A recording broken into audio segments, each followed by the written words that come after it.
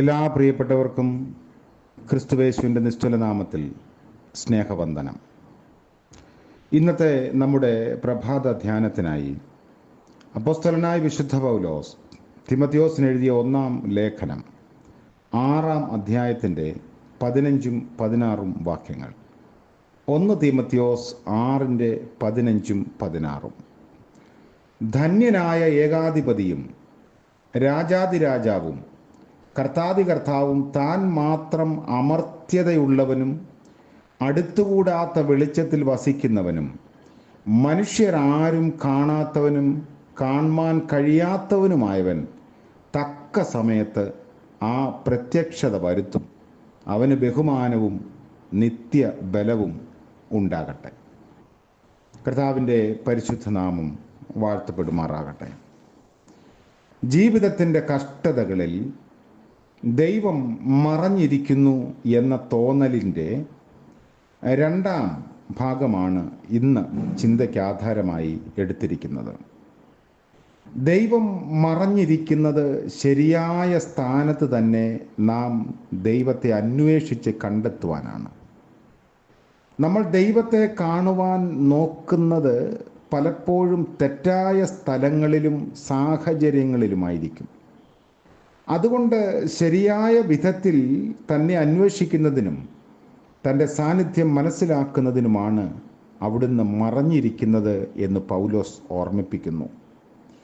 നമ്മൾ പ്രതീക്ഷിക്കുന്ന സമയത്ത് ആഗ്രഹിക്കുന്നത് പോലെ ദൈവം പ്രത്യക്ഷപ്പെടണം, അല്ലെങ്കിൽ മറുപടി നൽകണം, പ്രതിവിധി കാണിക്കണം എന്ന് വാശി പിടിക്കുന്നത് ദൈവത്തോടുള്ള വിധേയത്വത്തിൻ്റെ ഭാഗമല്ല. നമ്മൾ ദൈവത്തെ കൊണ്ട് ചില കാര്യങ്ങൾ ചെയ്യിപ്പിക്കാൻ ശ്രമിക്കുന്നു എന്നതിൻ്റെ ഒരു അടയാളമാണ്. നമ്മുടെ മനസ്സിൽ നമ്മൾ രൂപപ്പെടുത്തിയിരിക്കുന്ന ഒരു ദൈവം നമ്മുടെ ആവശ്യങ്ങൾക്ക് വേണ്ടി ചലിക്കുന്നവനും പ്രവർത്തിക്കുന്നവനുമായിരിക്കണമെന്ന് ഒരുപക്ഷെ മനസ്സുകൊണ്ട് നമ്മൾ വിചാരിക്കുന്നുണ്ടാവാം. എന്നാൽ അപരിമേയനായ ദൈവം അങ്ങനെ നമ്മുടെ ഇച്ഛകൾക്ക് എപ്പോഴും വഴങ്ങുന്ന ദൈവമാകണമെന്നില്ല.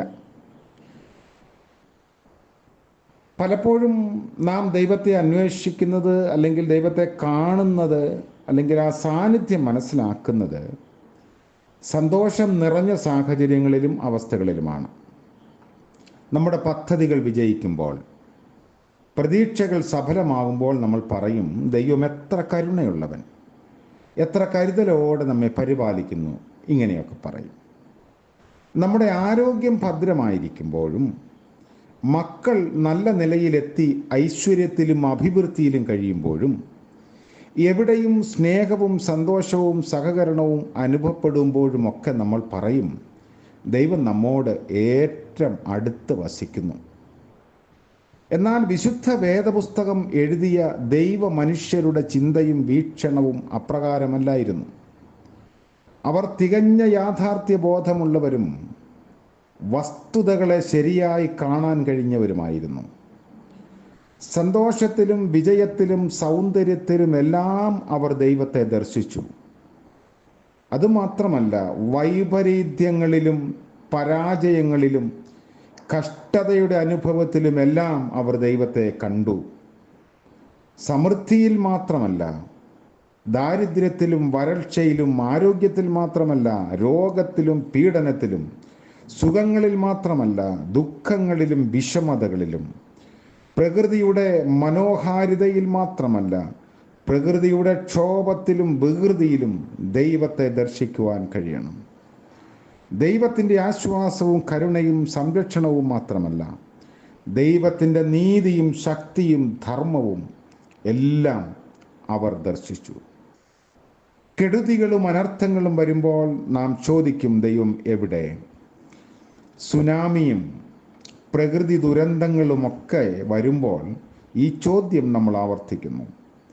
ദൈവം വച്ചിരിക്കുന്ന നിയമങ്ങളെയും സംവിധാനങ്ങളെയും മനുഷ്യൻ തകിടം മറിക്കുമ്പോൾ അവിടെ അനർത്ഥങ്ങൾ സംഭവിക്കുന്നു എന്നത് സ്വാഭാവികമാണ്. ചിലരുടെ അനുഭവത്തിൽ കെടുതികളും പ്രതിസന്ധികളും ദൈവത്തെ കാണാൻ മുഖാന്തരങ്ങളായിത്തീരുന്നു. D.R. ഡേവിസന്റെ കഥ ഇങ്ങനെയാണ്. വെയിൽസിന്റെ തീരത്ത് ഒരു രാത്രിയുടെ അന്ധകാരത്തിൽ ഒരു യുവാവ് ആത്മഹത്യയ്ക്ക് ഒരുമ്പെട്ടു. അല്പസമയം ആ തീരത്ത് അയാൾ ചിന്താമഗ്നനായി ഇരുന്ന് ജീവിതം ഒന്ന് തിരിഞ്ഞു നോക്കാൻ പ്രേരിതനായി. ദൈവാശ്രയവും ഭക്തി ജീവിതവും ഒത്തിണങ്ങിയ ഒരു കുടുംബത്തിലാണ് ജനിച്ചത്.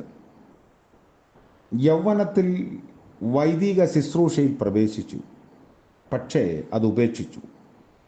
ജേർണലിസത്തിലും രാഷ്ട്രീയത്തിലും ഒരു കൈ നോക്കി, എല്ലാം പരാജയം. ഒടുവിൽ ആരോഗ്യം, ധനം, ഭാര്യ, സ്നേഹിതർ എല്ലാം നഷ്ടപ്പെട്ടു. എന്തിന്, ദൈവത്തെ പോലും അദ്ദേഹത്തിന് നഷ്ടപ്പെടുന്ന ഒരു അവസ്ഥ. ഈ ഒരു ദുസ്ഥിതിയിൽ മനം നൊന്ത് ജീവനൊടുക്കാൻ കടലിൽ ചാടി. തിരമാലകൾ കീഴടക്കി വിഴുങ്ങുന്നത് വരെ നീന്തുകയായിരുന്നു. അപ്പോൾ പെട്ടെന്നൊരു ബോധോദയം. സ്വയം ഉറക്കെ ചോദിച്ചു, നല്ലവനായ ദൈവമേ, ഞാൻ എന്താണ് ചെയ്യുന്നത്? തിരികെ കരയിലേക്ക് നീന്തി ഒരു പാറയിൽ കയറിയിരുന്നു, കരയാൻ തുടങ്ങി. ഒരു ചിത്രം അപ്പോൾ അദ്ദേഹത്തിൻ്റെ ഓർമ്മയിലെത്തി. അവൻ വളരെ ചെറുപ്പമായിരുന്നപ്പോൾ അമ്മ വേദപുസ്തകവും കാറ്റക്കിസവും ഒക്കെ പഠിപ്പിച്ചത്. അമ്മ ചോദിക്കും, യേശുക്രിസ്തു ആരാണ്? ഉത്തരം നൽകും, അവിടുന്ന് എൻ്റെ രക്ഷകനാണ്. ആ വാക്കുകൾ ഉറക്കെ ഉറക്കെ പറഞ്ഞു. അതോടെ ഹൃദയത്തിലെ കോളിളക്കവും സംഘർഷവും മെല്ലെ ശമിച്ചു. ശാന്തിയും സമാധാനവും കൈവന്നു. അപ്പോൾ ദൈവത്തെ കണ്ടെത്തി. ആ അനുഭവത്തെ കുറിച്ച് ഡേവിസ് എഴുതി, മരണവും ജീവനുമായി ഞാൻ മല്ലിട്ട ആ നിർണായക നിമിഷത്തിൽ ഞാനായിരിക്കുന്ന അവസ്ഥയിൽ നഗ്നമായി തന്നെ സ്വയം കണ്ടു. എൻ്റെ ഒന്നുമില്ലായ്മ തിരിച്ചറിഞ്ഞ ആ നിമിഷത്തിൽ ഞാൻ ദൈവത്തെയും കണ്ടു. ചിലർക്ക് രോഗത്തിൻ്റെ മൂർധന്യതയിലാകാം ദൈവത്തെ കാണാൻ കഴിയുക. മറ്റു ചിലർക്ക് സാമ്പത്തിക പ്രതിസന്ധിയിൽപ്പെട്ട് ആശയറ്റ സാഹചര്യത്തിലാകാം ദൈവത്തെ കാണുന്നത്. ജോർജ് മാത്തിസൺ എന്ന ഇംഗ്ലീഷ് കവിക്ക് കാഴ്ച നഷ്ടപ്പെട്ടപ്പോൾ ഭാര്യയും നഷ്ടപ്പെട്ടു. ആ അവസ്ഥയിൽ അദ്ദേഹം ദൈവത്തെ കണ്ടു. അപ്പോൾ ഇങ്ങനെ എഴുതി, oh love that will not let me go, I take my rest for my very soul. എന്നെ കൈവെടിയാത്ത ദിവ്യ സ്നേഹമേ, വിവശമായ എൻ്റെ ആത്മാവ് നിന്നിൽ സ്വസ്ഥത കണ്ടെത്തുന്നു. അതുകൊണ്ട് ആശങ്കകളുടെ മധ്യത്തിലും ദൈവത്തെ കാണാൻ നമുക്ക് സാധിക്കണം. പുതിയ ദിവസം അനുഗ്രഹത്തിൻ്റെയും സാന്ത്വനത്തിൻ്റെയും ധൈര്യത്തിൻ്റെയും ഒരു ദിനമായി ദൈവം നമുക്ക് നൽകട്ടെ. പ്രാർത്ഥിക്കാം. സ്നേഹിതനായ ഞങ്ങളുടെ ദൈവമേ, സ്വർഗീയ പിതാവേ, അനുഗ്രഹീതമായ മറ്റൊരു പ്രഭാതം കൂടെ ഞങ്ങൾക്ക് നൽകിയതിനായി സ്തോത്രം ചെയ്യുന്നു.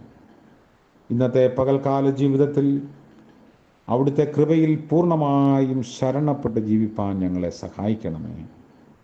ചോദ്യചിഹ്നങ്ങളൊന്നും ഞങ്ങളെ തളർത്തിക്കളയാൻ അവിടുന്ന് അനുവദിക്കരുതേ. അവിടുന്ന് ഞങ്ങളുടെ സഹായവും ശൈലവുമായി ഒപ്പമുണ്ടല്ലോ. ഇന്ന് പ്രഭാതം മുതൽ പ്രദോഷം വരെയും ഞങ്ങളുടെ പ്രവർത്തന മേഖലകളിൽ, യാത്രാവേളകളിൽ, ആവശ്യങ്ങളിൽ എല്ലാം അവിടുത്തെ സാന്നിധ്യം അനുഭവിപ്പാൻ സഹായിക്കണമേ. കൈവടിയാത്തവനായി ദൈവം ഒപ്പമുണ്ടെന്നുള്ള ഉറപ്പ് നൽകണമേ. ഇന്ന് ജന്മദിനം ആഘോഷിക്കുന്ന പ്രിയപ്പെട്ടവർക്ക് വേണ്ടിയും വിവാഹവാർഷികം ആഘോഷിക്കുന്നവർക്ക് വേണ്ടിയും പ്രാർത്ഥിക്കുന്നു. അനുഗ്രഹത്തിൻ്റെയും നന്മയുടെയും ആയുരാരോഗ്യത്തിൻ്റെയും പുതിയ നാളുകൾ അവിടുന്ന് നൽകണമേ. യേശു മശിഹ മൂലം പ്രാർത്ഥിക്കുന്നു. കൃപയോടെ കേൾക്കുമാറാകണമേ. ആമേൻ. സകല ബുദ്ധിയെയും കവിയുന്ന ദൈവിക സാന്നിധ്യവും അനുഗ്രഹവും നാം എല്ലാവരോടും കൂടെ ഇന്നും എന്നേക്കും ഉണ്ടായിരിക്കുമാറാകട്ടെ. ആമേൻ.